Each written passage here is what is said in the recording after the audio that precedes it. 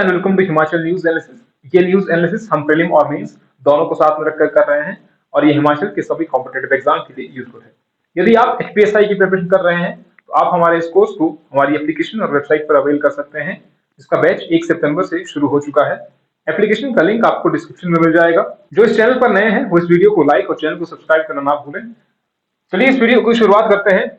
आज की पहली न्यूज है, Tibetan in exile celebrate 62nd years of democracy. देखते हैं इस आर्टिकल में क्या कहा गया है।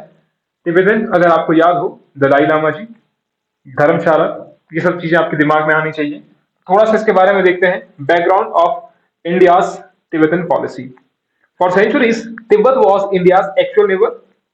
भारत का एक्चुअल नेबर था, लेकिन इस पर पोजेशन हो जाता है चाइना का। चाइना इस पर कंट्रोल करना चाहता है, तो यहाँ पर जो लोग हैं वो यहाँ से भाग कर हिमाचल में आ जाते हैं। और हिमाचल प्रदेश सरकार और सेंट्रल गवर्नमेंट, उस वक्त नेहरू जी की गवर्नमेंट थी, तो यहाँ पर उनको शरण दी जाती है।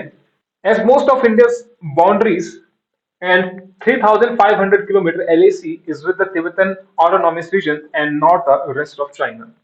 तो चाइना के साथ हमारी एक्चुअल बाउंड्री नहीं है, वो किसके साथ है? तिब्बत के साथ है।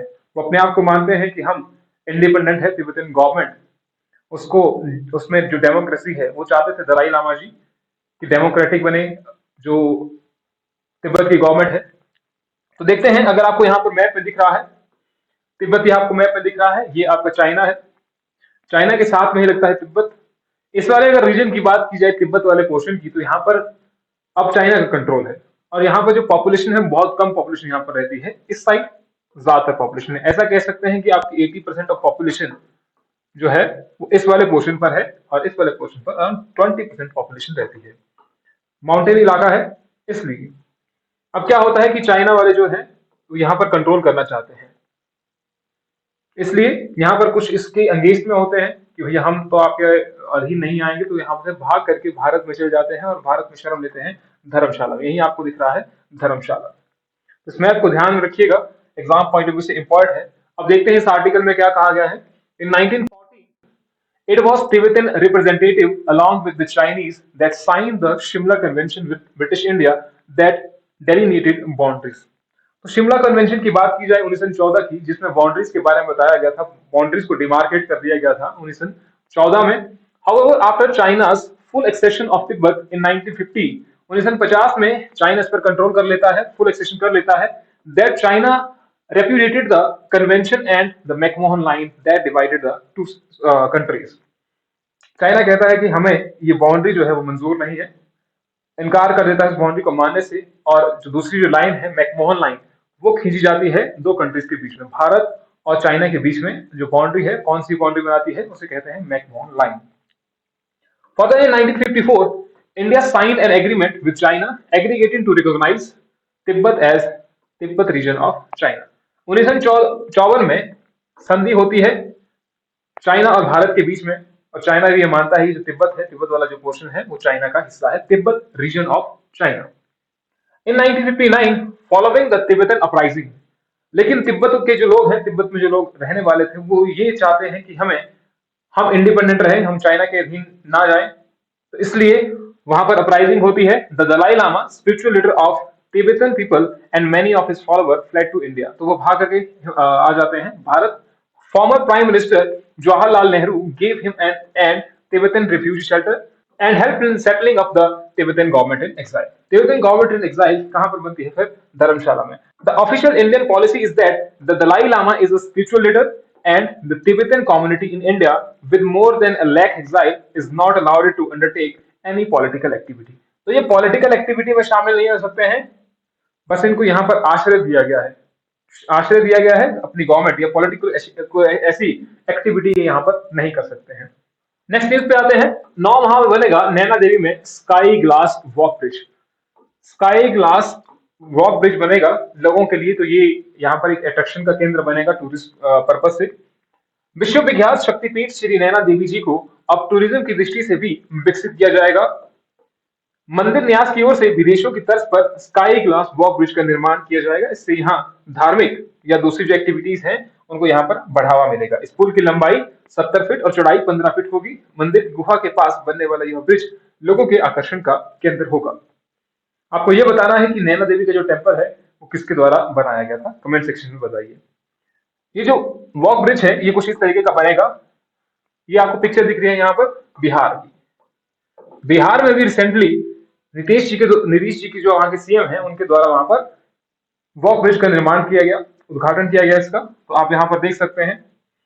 Next is what is lumpy skin disease. देखिए काफी टाइम से न्यूज चला और हमने डिस्कस भी कर लिया है। अगर आपको इसके बारे में डिटेल जानकारी चाहिए, आई बटन में आपको वीडियो मिल जाएगी या डिस्क्रिप्शन में वीडियो आपको मिल जाएगी, उस वीडियो को देखिए लंपी स्किन डिजीज के बारे में।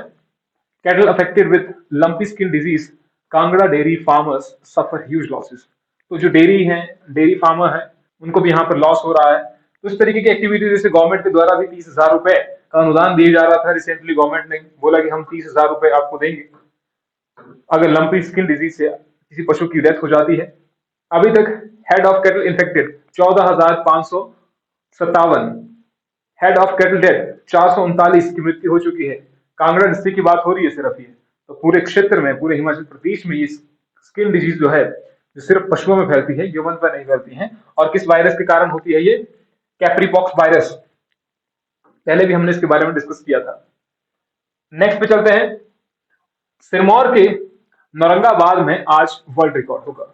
देखिए ये वर्ल्ड रिकॉर्ड क्या है? ये वर्ल्ड रिकॉर्ड है सबसे बड़ा जो पेन है, लिखने वाला जो पेन होता है। जिला सिरमौर के नाहन विधानसभा क्षेत्र के अंतर्गत आने वाले राजकीय उच्च विद्यालय नौरंगाबाद में शनिवार को विश्व रिकॉर्ड बनेगा। और इसमें क्या होगा?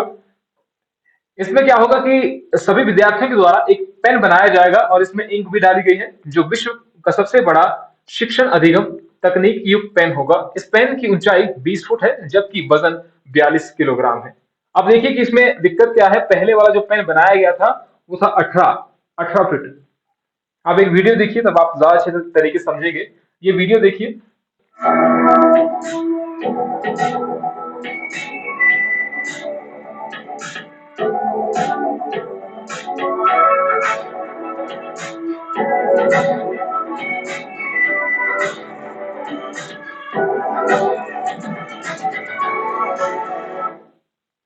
तो इस वीडियो में आपने देखा कि ये जो है अभी तक का सबसे बड़ा पेन है। वर्ल्ड रिकॉर्ड बनाया गया है। The Guinness world record has announced the world largest ball point pen and it is larger than you can imagine. The pen is 5.5 metre 18 feet. अभी वाला जो पेन बनने जा रहा है जिसकी हम बात कर रहे हैं तो वो कितना है? 20 फीट। कहां पर? सिरमौर के नौरंगाबाद में। नेक्स्ट न्यूज इज धर्मशाला के खनियारा में फटा बादल। तो ये खनियारा इंपॉर्टेंट क्यों है? क्योंकि पिछले कल हम जब क्लास लगा रहे थे तो पिछले कल हमने डिस्कस किया था और आप लोगों में से बताया था, जो आप लोग रेगुलर देख रहे हैं, खनियारा और पथियारा। खनियारा रॉक इंस्क्रिप्शन की बात की थी हमने, और दूसरा था पथियारा इन कांगड़ा डिस्ट्रिक्ट, जिसमें खरोष्टी और भम्मी जो स्क्रिप्ट है उसका यूज किया गया है, जो हमने क्लास में डिस्कस किया, इसलिए हमने यहाँ पर इस इमेज को डाल दिया। पिछले कल आपने बताया था कि खनियारा में बादल फटा है। नेक्स्ट न्यूज पे चलते हैं। हिमाचल के जन आंदोलन का अवलोकन। यहां पर हिमाचल प्रदेश में जो जन आंदोलन हुए, बार बार जो जन आंदोलन किए गए लोगों के द्वारा, उनके बारे में यहाँ डिटेल डिस्क्रिप्शन दी गई है। तो हमें ज्यादा इस पर तो नहीं जानना है, लेकिन हमें इसके बारे में आइडिया होना चाहिए। बाकी हम क्लासेज जो है, हिमाचल की क्लासेज जो है उस पर डिस्कस तो कर ही रहे हैं, लेकिन यहाँ पर भी एक चीज आ गई है। ये जो है ये न्यूज है गिरिराज की। गिरिराज, तो उससे भी कुछ आर्टिकल, जो इम्पोर्टेंट आर्टिकल है, हम उससे भी कोशिश कर रहे हैं कि वो भी हम साथ साथ में डिस्कस कर लें, ताकि कोई भी ऐसा क्वेश्चन ना हो जो आपको पढ़ना पड़े। सारी जो न्यूज है, जैसे दास ट्रिब्यून हो गया, दिव्य हिमाचल है, हिंदुस्तान टाइम्स है, अमर उजाला है, जितने भी न्यूज़पेपर है उनसे कटिंग ली गई है जो इम्पोर्टेंट है हमारे एग्जाम पॉइंट ऑफ व्यू से, ताकि आपको हिमाचल के करंट अफेयर के लिए कुछ और चीजें ना पढ़नी पड़े। तो आपका सब कुछ इस वीडियो से कवर अप हो जाएगा, चाहे वो हिमाचल प्रदेश गवर्नमेंट के कुछ न्यूज़पेपर आते हों, गवर्नमेंट के आर्टिकल्स आते हों, इस तरीके से कुछ भी है तो हमारा इस वीडियो के माध्यम से वो सारी चीजें कवर अप हो जाएंगी।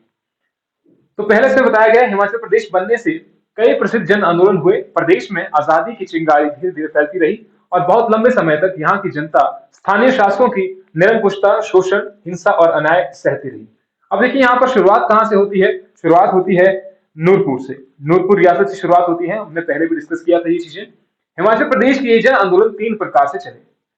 अब यहाँ पर 3 प्रकार बताए गए हैं और पहला प्रकार यहाँ पर बताया है एक वो जो किसी विशेष स्थान के लोग ने अपनी स्थानीय समस्याओं को लेकर चलाए, जो लोगों की खुद की समस्याएं थी। उसमें क्या क्या आता है, जैसे कि भूमि आंदोलन या भूमि पर कोई लगान लगाया जा रहा है, वो चीज बेकार हो गया, बेट प्रथा हो गई, राजा या उसके कर्मचारियों की दमनकारी नीतियों के खिलाफ होते रहे। 9 मार्च 1946 की संधि के अनुसार वर्तमान हिमाचल के अधिकांश हिस्से सिखों से छूटकर अंग्रेजी प्रशासन के अधीन आ गए, जिसके परिणाम स्वरूप पहाड़ी रियासतों पर अंग्रेजों का एकाधिकार स्थापित हो गया। अब क्या होता है कि 1846 में सिख को हराया जाता है अंग्रेजों के द्वारा, और सिख के अंडर जो जो टेरिटरीज थी हिमालयस की, वो भी उनके अधीन आ जाती है डायरेक्टली। तो यहाँ पर वही चीज मेनली कही गई है कि उसके बाद अंग्रेजों के द्वारा जो शासन चलाया गया यहाँ पर, वो बहुत ही दमनकारी था। कुछ ऐसी प्रथाएं, कुछ ऐसी नीतियां उनके द्वारा चलाई गई कि यहाँ के लोगों का बहुत शोषण हुआ। फॉर एग्जाम्पल आप देख सकते हैं कि शिमला का जो मॉल रोड था, वहां पर लिखा था कि यहाँ पर कुत्ते और इंडियंस का आना मना है, चप्पल उतार करके जाना पड़ता था। सन 1848 में 1848 में दूसरा अंग्रेज सिख युद्ध आरंभ हुआ, और उसी समय राम सिंह ने आक्रमण करके अंग्रेजी सेना को भगा दिया और वहां पर नूरपुर का झंडा लहरा दिया। हमने कहा था कि शुरुआत कहां से होती है, नूरपुर से होती है, जो अंग्रेजों के खिलाफ प्रदर्शन है। चाहे वो आप देख लीजिए, उसके बाद शमशेर सिंह, रामपुर में शमशेर सिंह, जो राजा शमशेर सिंह थे, उन्होंने ब्रिटिश सत्ता को मानने से इनकार कर दिया, और उन्हें 1857 की जो रिवोल्ट हुई, उन्होंने कहा कि हम कोई सहायता आपको प्रदान नहीं करेंगे। इस तरीके से बहुत सारे राजा हिमालय में थे जिन्होंने अंग्रेजों का साथ भी दिया, अंग्रेजों के पक्ष में खड़े, लेकिन कुछ ऐसे राजा भी हुए जिन्होंने जो बिल्कुल विपक्ष में खड़े हुए। उन्होंने कहा कि हम आपको किसी तरीके की सहायता नहीं देंगे, चाहे वो सैन्य सहायता हो, आर्थिक सहायता हो। उन्होंने मना कर दिया। नूरपुर रियासत के इतिहास में वजीर राम सिंह का महत्वपूर्ण योगदान है। 1857 के विद्रोह का प्रभाव हिमाचल की पहाड़ी रियासतों पर भी पड़ा। अब स्वतंत्रता प्राप्ति हेतु संघर्ष तेज करने के लिए प्रदेश के कई स्थानों में प्रजामंडल की स्थापना भी हुई। प्रजामंडल की स्थापना यहाँ पर होती है। प्रजामंडल मूवमेंट ये अलग तरीके से हिमाचल प्रदेश में आता है कि what is the role of Prajamandal in Himachal Pradesh. स्वतंत्रता प्राप्ति के लिए हिमाचल प्रदेश में प्रजामंडल का क्या रोल रहा। पूर्व बुशहर शिमला हिल स्टेट में शामिल था। बुशहर में पंडित पद्मदेव ने प्रजामंडल का नेतृत्व किया। सुकेत जन आंदोलन होता है 1862 से लेकर के 1876 तक। अगर आपको ये डिटेल में पढ़ना होगा तो आपको ये पीडीएफ मिल जाएगी, उससे आप पढ़ लीजिएगा। क्योंथर में भूमि आंदोलन होता है। ठियोग में भेजा आंदोलन होता है। इसी के खिलाफ चंबा में किसान आंदोलन होता है। ठियोग ठगुराई में बंदोबस्त में गड़बड़ी के विरोध में आंदोलन किया जाता है लोगों के द्वारा। डोडराक्वार में विद्रोह होता है। मंडी में किसान आंदोलन होता है 1909 में राजा भवानी सेन के खिलाफ। 1924 से लेकर 26 में भी एक जन आंदोलन हुआ। सुकेत के राजा लक्ष्मण सेन उस वक्त राजा थे। बिलासपुर में जन आंदोलन होता है। सिरमौर में जन आंदोलन होता है 1929 में, और ये किसके खिलाफ होता है, भूमि बंदोबस्त के खिलाफ किया जाता है। 1942-43 जब सिरमौर के उपरी क्षेत्र में पझौता में किसान आंदोलन शुरू हुआ, उन दिनों दूसरा विश्व युद्ध भी जोरों पर था। अब इसी दौरान आपका पझौता आंदोलन होता है। पझौता आंदोलन कहां से होता है, तो वो है टपरोली गांव, वहां पर लोग इकट्ठे होते हैं। 1942 की बात है। तो इस तरीके से कह सकते हैं हम कि हिमाचल प्रदेश में बहुत सारे आंदोलन हुए, लेकिन ये जो आंदोलन हुए ये बहुत बड़े स्तर पर नहीं थे, ये स्थानीय स्तर पर थे, लोकल इश्यूज पर थे। जैसे कि मैंने आपको कहा, भूमि आंदोलन हो गए, भूमि बंदोबस्त हो गया, बेगार प्रथा हो गई, अपने राजा के खिलाफ हो गए। बहुत बड़े लेवल पर कम आंदोलन हुए हिमाचल प्रदेश में, लेकिन इस पीडीएफ को आप एक बार अच्छे से पढ़ लीजिएगा। खैर, आज की जो न्यूज़पेपर थी उसमें यही मेजर चीजें थी। इस वीडियो की पीडीएफ फाइल आपको टेलीग्राम चैनल पर मिल जाएगी, जिसका लिंक डिस्क्रिप्शन में होगा। बाकी मिलते हैं आपसे नेक्स्ट वीडियो में। Thank you.